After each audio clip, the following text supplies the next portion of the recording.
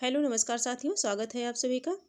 कैसे हैं आप सब? आशा करती हूँ आप सभी स्वस्थ होंगे और अपने अपने लक्ष्य की प्राप्ति में निरंतर लगे होंगे। हम सभी मित्रों पढ़ रहे हैं संस्कृत साहित्य के प्रमुख रचनाकार एवं उनकी रचनाएं। संस्कृत साहित्य और ये संस्कृत जो है वो वाली संस्कृत है जो सिलेबस हम सभी के यूपी टीजीटी पीजीटी हिंदी में लगा हुआ है।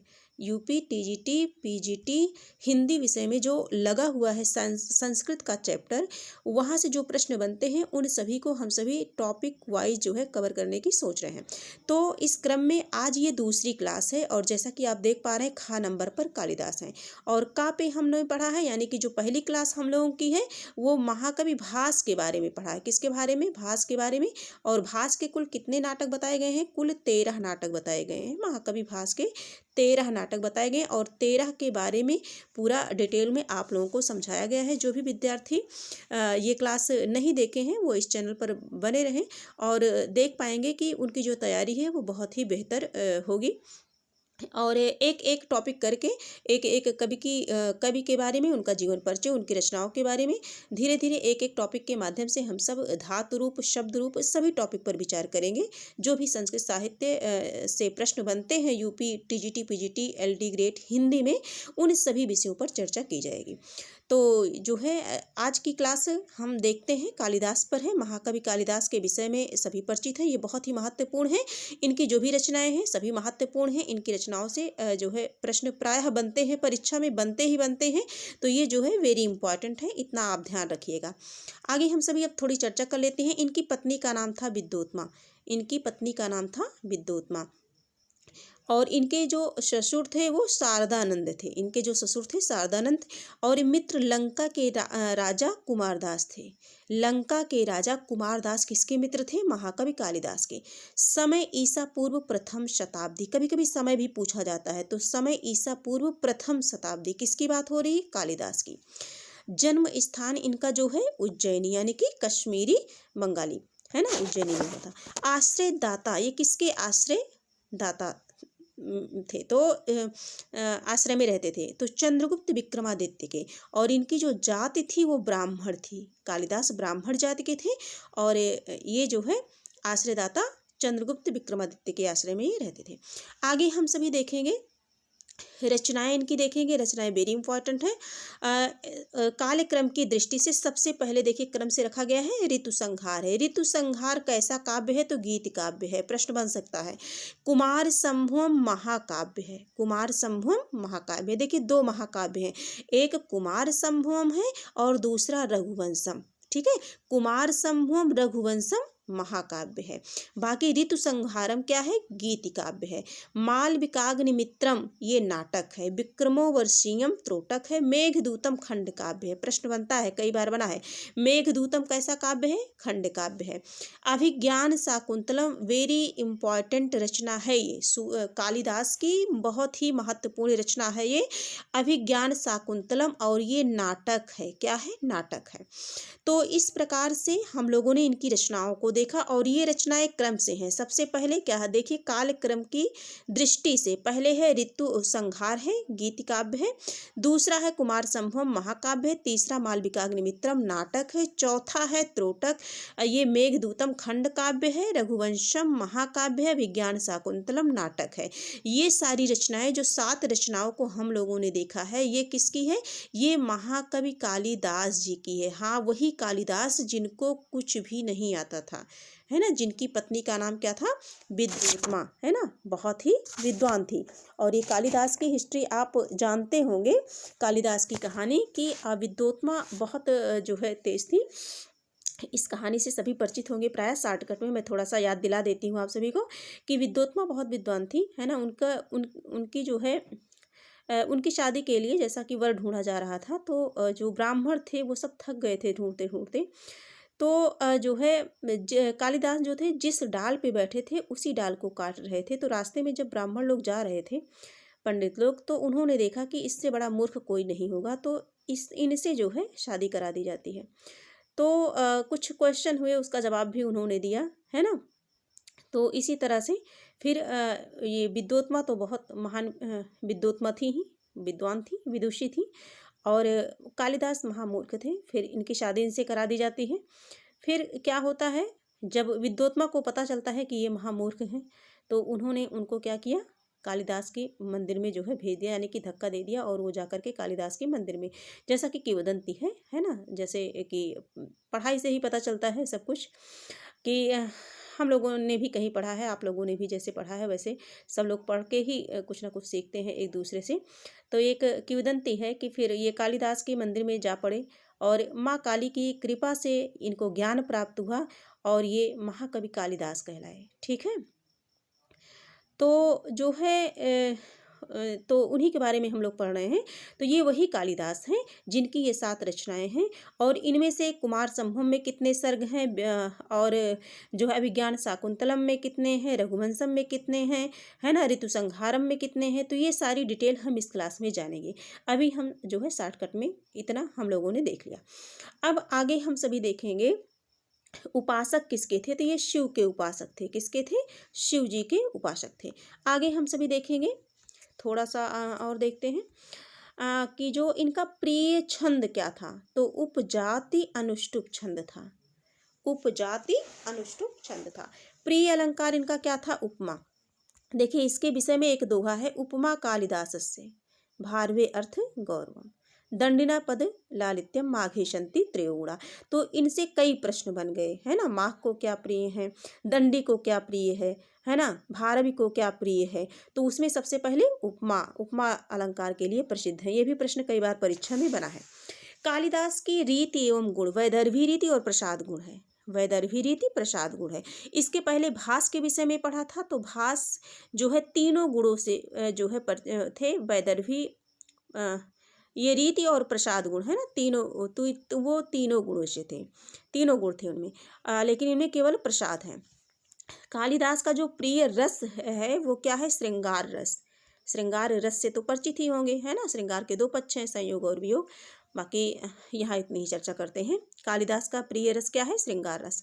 अब आगे हम देखते हैं कालिदास की अन्य रचनाओं, अन्य कृतियाँ भी, कुछ कृतियाँ हैं वो तो बहुत चर्चित और फेमस हैं, इन्हें भी देख लेते हैं।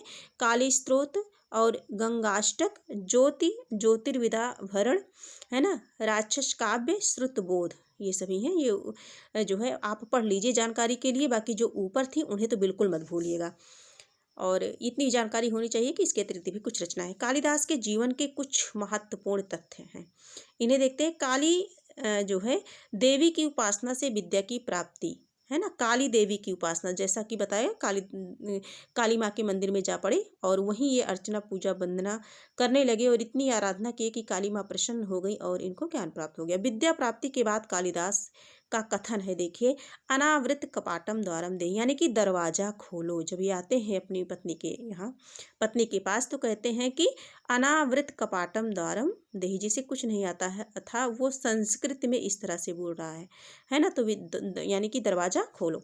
इसके उत्तर में इनकी पत्नी जो विद्योत्मा थी, उन्होंने कहा अस्ति कश्चित वागशेषः, यानी कि लगता है कोई विद्वान है। ठीक है, जब वो इस तरह से बोलते हैं तो उन्हें पता चल जाता है कि हाँ कोई विद्वान है, अब लग रहा है कि आपको ज्ञान प्राप्त हो गया है।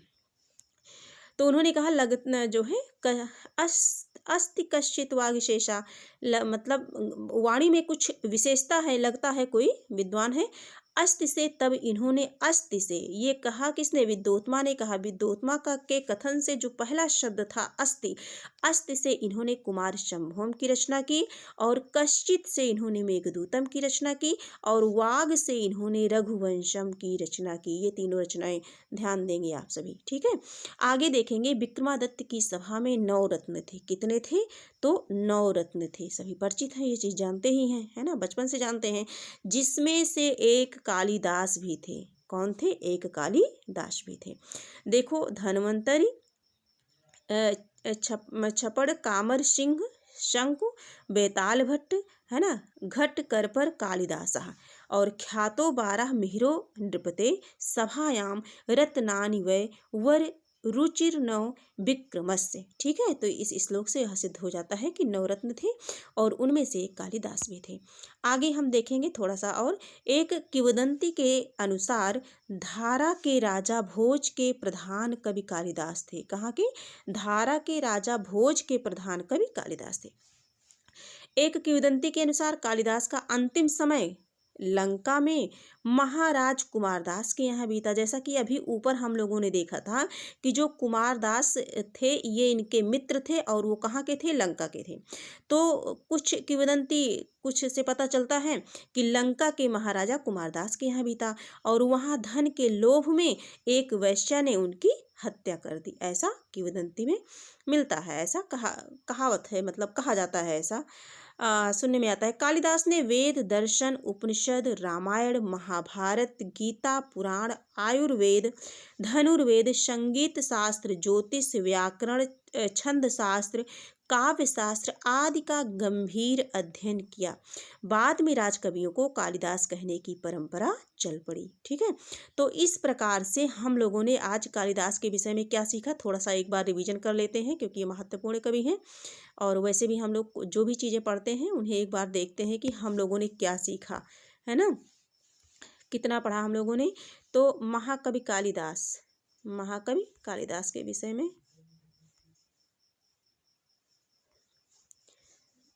देखते हैं। एक मिनट, कालिदास के जीवन से कुछ महत्वपूर्ण हाँ, ये कालिदास जी हैं। कालिदास हम लोगों ने देखा कि जो विद्योत्मा थी इनकी पत्नी थी, है ना, और इनके ससुर का नाम शारदानंद था, यानी कि विद्योत्मा के पिता का नाम था। मित्र इनके कुमारदास थे जो कि लंका थे। ये ईसा की प्रथम शताब्दी में इम्पॉर्टेंट है। उज्जैनी में जन्म स्थान था। आश्रयदाता चंद्रगुप्त विक्रमादित्य के दरबार में, और ये जाति के ब्राह्मण थे। इतना हम लोगों ने सीखा। और मोस्ट इम्पॉर्टेंट बात हम लोगों ने यह देखी कि ऋतु संहारम इनकी रचना गीत काव्य है, कुमार संभवम महाकाव्य है, रघुवंशम महाकाव्य है, अभिज्ञान शाकुंतलम नाटक है जो कि मोस्ट इम्पॉर्टेंट है, मेघदूतम खंड काव्य है, मालविकाग्निमित्रम नाटक है, विक्रमोर्वशीयम त्रोटक है। इस प्रकार से इनकी 7 रचनाएं हैं। इसको हम लोगों ने देखा और ये शिव के उपासक थे। और यहाँ हम लोगों ने देखा कि 9 रत्नों में से एक थे। और एक बहुत ही महत्वपूर्ण है कि इन्होंने अस्ति से क्या लिखा था, अस्ति कश्चित वागीशेषः, जैसा कि इनकी पत्नी ने कहा। तो अस्ति से कुमार संभवम, कश्चित से मेघदूतम और वाग से रघुवंशम की रचना इन्होंने की। इतनी जानकारी मोस्ट इम्पॉर्टेंट है। बाकी हम सभी देखेंगे और इनकी मृत्यु क्या कैसे हुई आप ये समझते हैं, बताया गया आप सभी को। और जो बहुत ही इम्पॉर्टेंट है, देखिए हम सभी की जो भी परीक्षा है वो जो अभी तक जो सूचना है हम सभी के पास उसी के अकॉर्डिंग करना है ना। तो हम सभी को देखना है, एक है मालविकाग्निमित्रम, है ना, मालविकाग्निमित्रम। जैसा कि अभी बताया गया आप सभी को कि जो इनकी रचनाएं हैं वो इनकी रचनाओं को एक रचनाओं के बारे में पढ़ते हैं क्योंकि इनकी जो रचनाएं हैं उनसे प्रश्न बनता है। आज हम मालविकाग्निमित्रम को देख लेते हैं। तो मालविकाग्निमित्रम कालिदास की का प्रथम नाटक है। नाटक की बात करें तो प्रथम नाटक है। इनमें 5 अंकों में मालविका और अग्निमित्र के प्रणय और विवाह का वर्णन है। मालविकाग्निमित्रम में मालविका और अग्निमित्र के प्रणय विवाह का वर्णन है। यह श्रृंगार रस प्रधान नाटक है। कैसा रस प्रधान है, श्रृंगार रस प्रधान नाटक है, यानी कि जब शादी विवाह है ना, मालविका और अग्निमित्र के जो है प्रेम कहानी है, तो समझिए इसमें क्या है, श्रृंगार रस अपने आप ही हो जाएगा, श्रृंगार रस प्रधान है। अग्निमित्र शुंगवंशी राजा पुष्यमित्र का पुत्र है। नायक इसमें अग्निमित्र धीर ललित की कोटि में आते हैं। यद्यपि उसे जो है समीक्षकों ने नाटकीय संविधान के कारण धीरोदात्त कहा है। इसमें कुल 5 अंक हैं, 96 श्लोक हैं। अंकानुसार नाटक इस प्रकार है ना। ये थोड़ा सा बड़ा है। प्रथम अंक में क्या हुआ, द्वितीय अंक में क्या हुआ, हमें इतना याद रखना है कि इसमें कितने अंक हैं, 5 अंक हैं। किसकी चर्चा कर रहे हैं, मालविकाग्निमित्रम की चर्चा हम सभी कर रहे हैं। मालविकाग्निमित्रम की चर्चा कर रहे हैं हम सभी जो पढ़ रहे हैं। ये पुस्तक मैं आप सभी को बताना चाहूँगी जिससे मैं पढ़ रही हूँ, क्योंकि अगर जिस भी मित्र के पास है तो वो इसे इग्नोर ना करें, अपना जो है पढ़ते रहें जितना ज़्यादा हो सके।